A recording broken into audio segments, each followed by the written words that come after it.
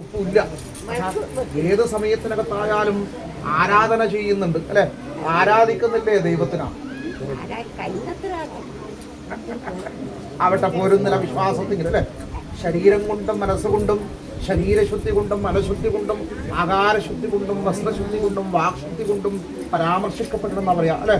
അപ്പൊ അന്ന് ഈ അമ്മേനെ കാണുമ്പോഴും എൻ്റെ അയ്യങ്കരയില്ലം ആടാരമായിക്കൊണ്ട് എൻ്റെ നല്ലമ്മ പാടിക്കുറ്റിയിരിക്കുന്നൊരമ്മ അന്തർജനം എൻ്റെ ഇല്ലത്ത്. അപ്പോൾ നമുക്ക് അന്തർജനത്തിനെ കണ്ടൊരു സന്തോഷം പോലെയായി കേട്ടോ. ആ ഒരു ആത്മസന്തോഷത്തിൻ്റെ എപ്പോഴും ഉണ്ട്. ഇപ്പം ഞാൻ ഈ കൈ പിടിക്കുമ്പോൾ ആരോ ഓർമ്മ വന്നത് അല്ലേ, വേണ്ടപ്പെട്ടവരെല്ലാം കയ്യിലേക്ക് ഏൽപ്പിച്ചിട്ടാണ് പോയത്. എങ്ങനെ പോറ്റേണ്ടത് ഞാൻ, എങ്ങനെ വളർത്തേണ്ടത് ഞാൻ, ആരുടെ കയ്യിലേക്ക് ഞാൻ ഏൽപ്പിച്ചു കൊടുക്കേണ്ടത് എൻ്റെ അറിയില്ലേ.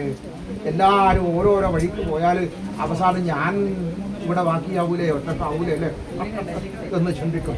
ഇന്ന് ഒറ്റപ്പെട്ടു പോയാ എല്ലാവരും ഉണ്ട് അല്ലേ, എല്ലാവരും ഉണ്ടാവണം അല്ലേ.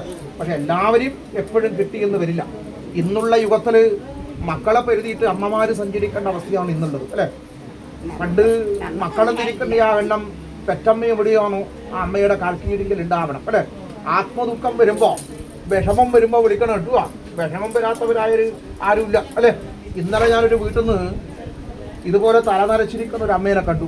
ആ അമ്മയോട് ഞാൻ ചോദിച്ചു, ഉള്ള വിഷമങ്ങളൊക്കെ കാണുമ്പോൾ അമ്മ കണ്ണു നടക്കാൻ തുടങ്ങി, ഇപ്പോഴേ വരുന്നോ എന്ന് ചോദിച്ചു. അപ്പോൾ അമ്മ പറഞ്ഞത്, ഒരു 7 ദിവസം ഒന്ന് കഴിഞ്ഞോട്ട്. അതെന്തിനാ 7 ദിവസം? എൻ്റെ ഒരു പേരമകളുണ്ട് വളർന്ന് വലുതായിട്ട്, അവിടെ നല്ല വീട്ടിലൊക്കെ കൈപിടിച്ച് കൊണ്ടുപോകാനുള്ളൊരു ദിവസം അവർ കരുതിയിട്ടുണ്ട്. അവൾ വരും എൻ്റെ അടുക്ക.